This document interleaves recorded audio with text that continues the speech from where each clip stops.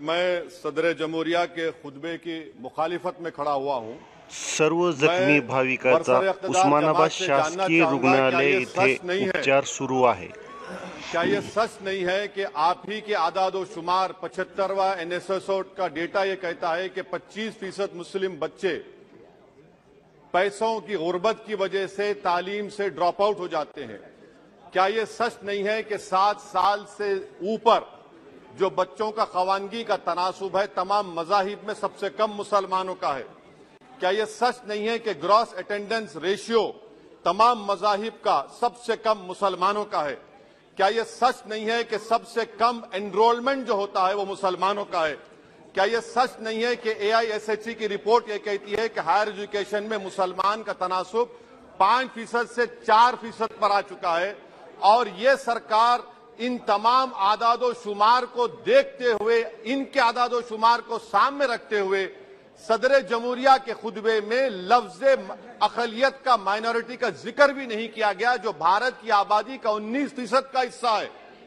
ये इनकी मोहब्बत है अक़लियतों से और मुसलमानों से।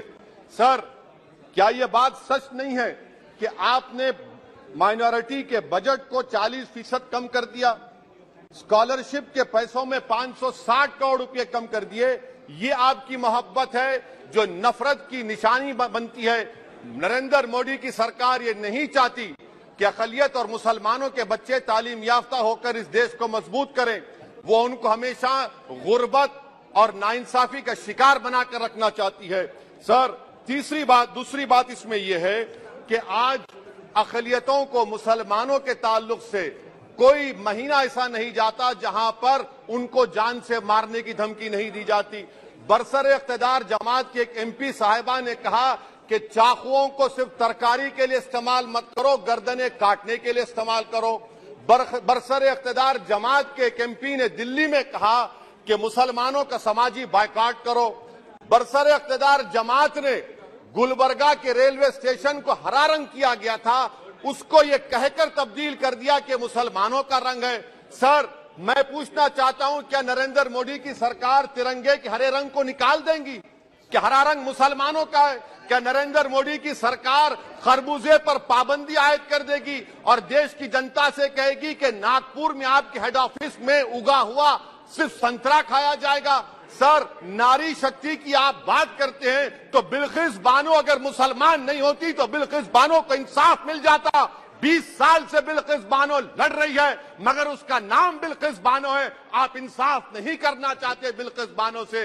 ये नारी शक्ति आपकी है। पसमानदा मुसलमान से आपकी मोहब्बत, दीजिए 1950 के प्रेसिडेंट ऑर्डर तरमीम करिए, दलित मुस्लिम का स्टेटस पसमानदा को दीजिए। आप नहीं देना चाहते।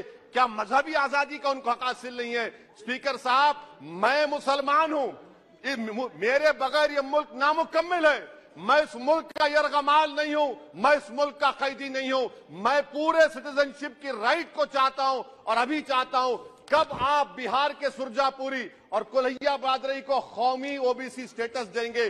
स्पीकर साहब, दूसरी अहम बात मैं कहना चाह रहा हूं, चीन का जिक्र आपने किया। क्या प्रधानमंत्री अपनी जबान को जुम्बिश देंगे और चीन का नाम लेंगे? क्या आप चीन को डेमचौक और डेमसांग से उखाड़ कर फेंकेंगे? DGP कॉन्फ्रेंस में चेयरमैन साहब कहा गया कि 65 पेट्रोलिंग पॉइंट में से 26 पेट्रोलिंग पॉइंट पर भारत की फौज पेट्रोलिंग नहीं कर सकती है। चीन से आप डरते हैं। अरे, डिसएंगेजमेंट हुआ तो डी-एस्केलेशन कब होगा? डी इंडक्शन कब होगा?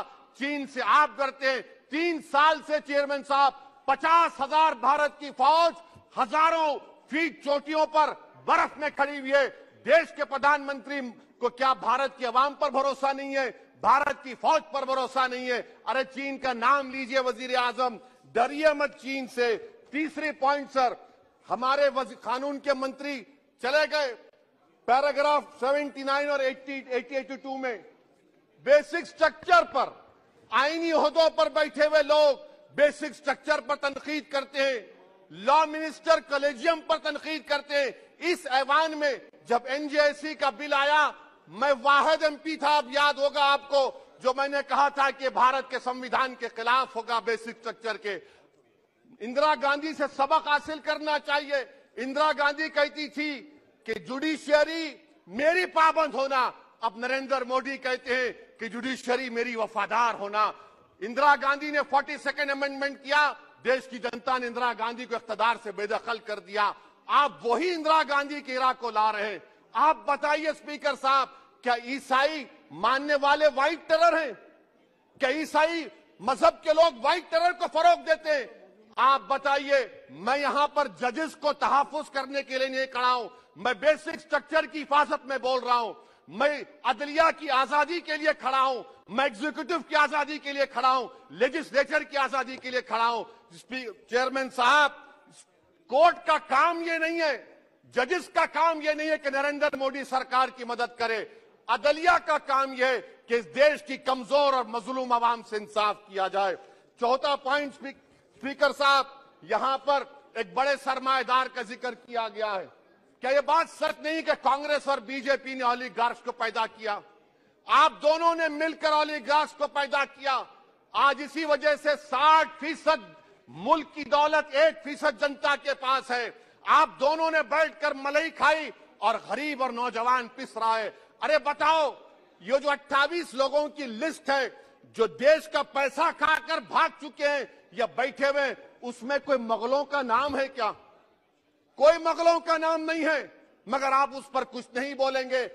संडेसरास कंपनी है, 15,000 करोड़ नाइजीरिया और केनिया की कोर्ट में जाकर कहती है कि हम हिंदू हैं, भारत को आएंगे तो प्रोसिक्यूशन होगा। आपने कोर्ट में कुछ नहीं कहा, वहां पर SIT आपने बनाई।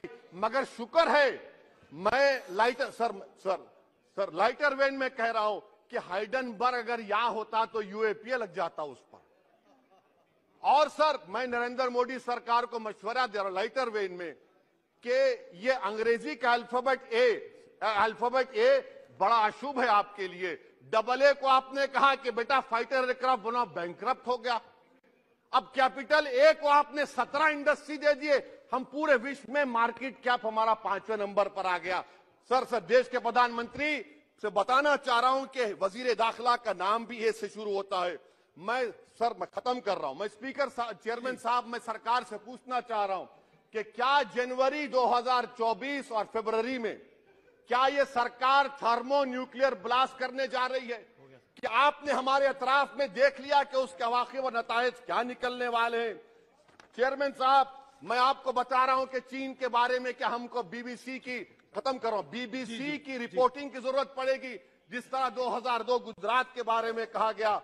स्पीकर साहब, अक़लियतों के बारे में, मुसलमानों के बारे में एक शायर ने कहा था, आग से आग बुझाने को कहा जाता है, जख्म पे जख्म खाने को कहा जाता है, हम वफादार है बताने के लिए हमको अपना सर कटाने के लिए कहा जाता है। सर, देश के प्रधानमंत्री पूरे फॉरेन टूर में जाते हैं, वहां पर गांधी का नाम लेते हैं।